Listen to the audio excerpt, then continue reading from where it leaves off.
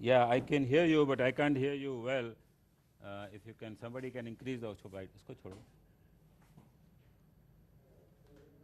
Yes, I can hear you better, quite loud and clear. What we are going.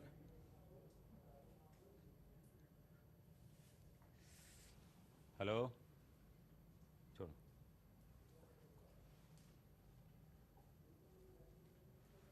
Yes, can I have the first slide? I'm going to give you show you two cases fast. One is a bilateral carotid artery. Just hold on. Bilateral carotid artery with a severe coronary artery disease, and then after that, which we finished, and after that, we are going to show you a male erectile dysfunction pudendal artery stenting for that. Now, this is the first angiogram of the patient, the coronary angiogram showing a severe disease in the diagonal bifurcation. Next slide. And a severe disease in the LAD diagonal bifurcation. Next, the patient came to us with severe TIA, recurrent TIAs in the night, and at that time we took the patient to the cath lab. Next, please. Next. Next. So this is the right coronary angiogram, which is normal. Next. Now this is the angiogram. The right internal carotid artery, if you see, has a 99% stenosis with a thrombus, there. And this the patient was having recurrent TIA, and we did a duplex which showed a thrombus there, and we were very scared that if you pass a wire there or a distal protection device, we may embolize it and cause a impending stroke to establish stroke. So what we did an angiogram on the other side. Next, please. This is the same side showing a thrombotic 99% occlusion. Next, please. We did a vertebral shot here which showed the vertebrals were normal on both sides. Next, please. And there was a 90% stenosis. Next, on the left internal iliac artery, internal carotid artery also. Next. Okay, so we had a choice. We could not use a distal protection. We thought of using a proximal protection. We were a little skeptical because we had bilateral internal carotid artery stenosis which were tight. But since the vertebrals were good and we had no other choice because there was a thrombus there, we thought that we will take a chance, and the patient tolerated the procedure well. So this is the angioplasty on the right side. Next, please. We do our procedures under roadmap, and we passed in a guide wire into the external carotid artery. Hooking the innominate and the right internal carotid, right common carotid was not difficult. And after that, we passed in the MoMA device. This is the MoMA device. Next, please. The proximal balloon is in the common carotid artery. The distal balloon is in the external carotid artery. Next, please. Then we dilate the balloon, and after that, once we do this, we can sort of reverse the flow. And as you see, once we give the contrast to the MoMA device, the contrast stays there for a long time, and in fact, there is a risk of embolization is very low. We can actually see there is a negative contrast coming from the above. Next. Next. After that, we pass in a whisper wire. We had some difficulty passing the whisper wire across the lesion, but we could, with some negotiation, we could actually pass through the whisper wire through this. And after that, we took a 1.5 millimeter balloon and a 2 millimeter balloon to actually dilate this lesion. Next, please. Next. So this is, showing the difficulty in passing the whisper wire. Next, please. Next.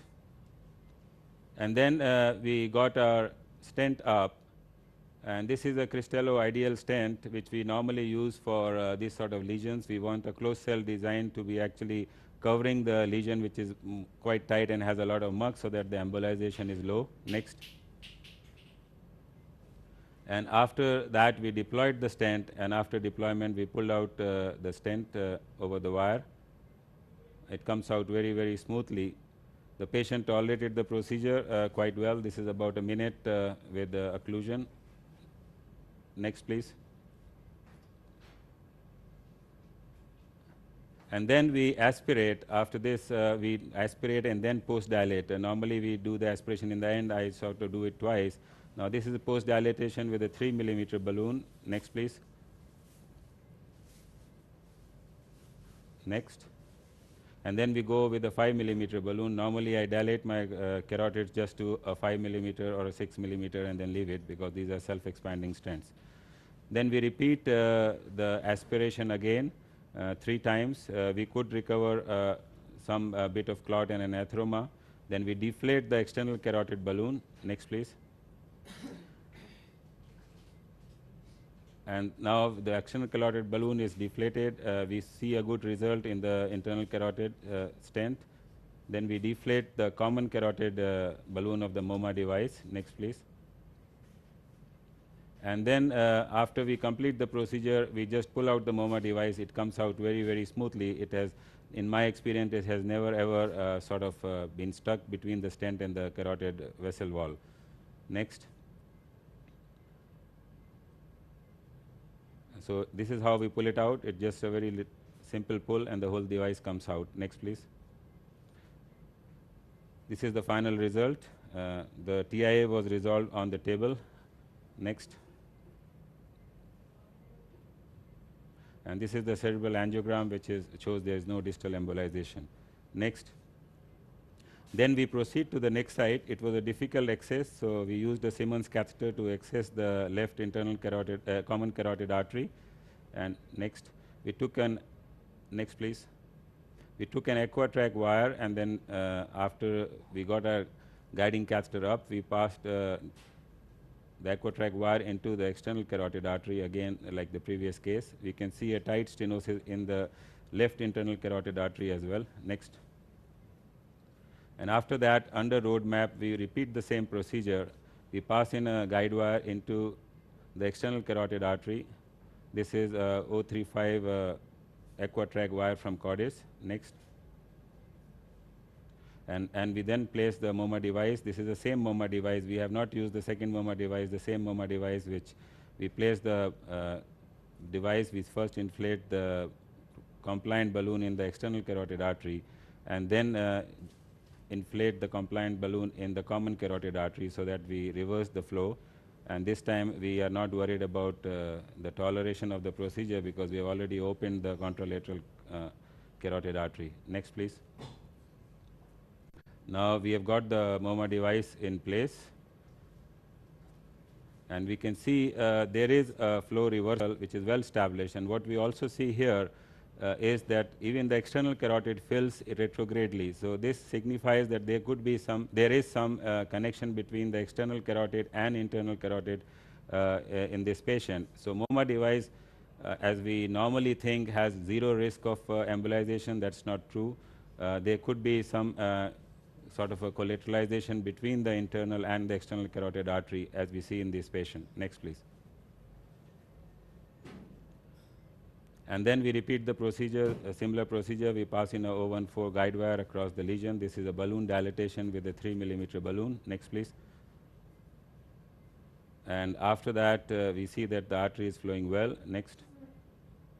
We place again a Cristello ideal stent. This is the same way. The closed cell design comes over the carotid bifurcation and the bulb, and just at the proximal part of the internal carotid artery. Next. We place the stent and pull out the sheath. Next. And after stenting, next please. Next. After stenting, this is the result. Now we take out the MoMA device. Next, please.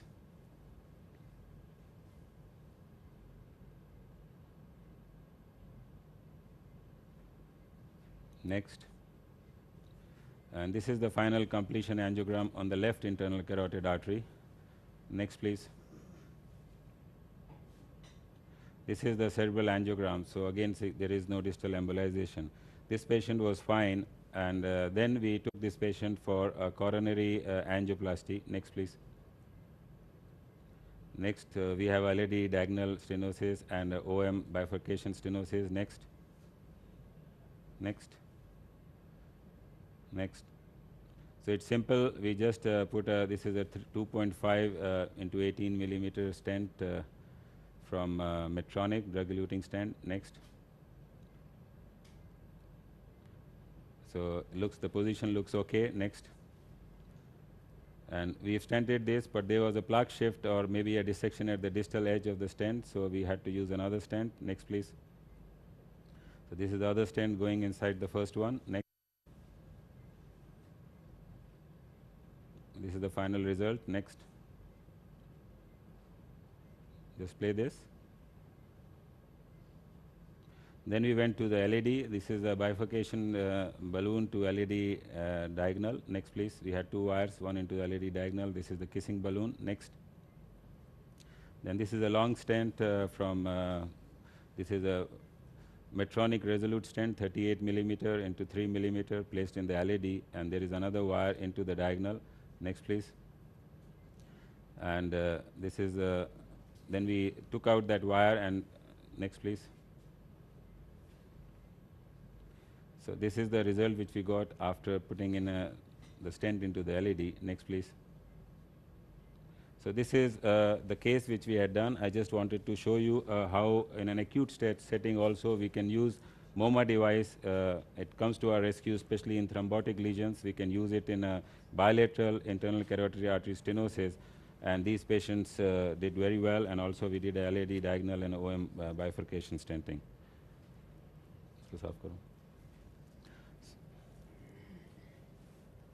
Now we will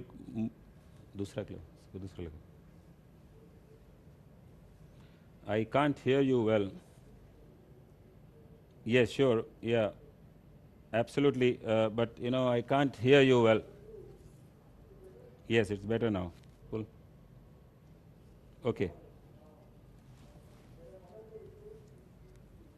Right. Right.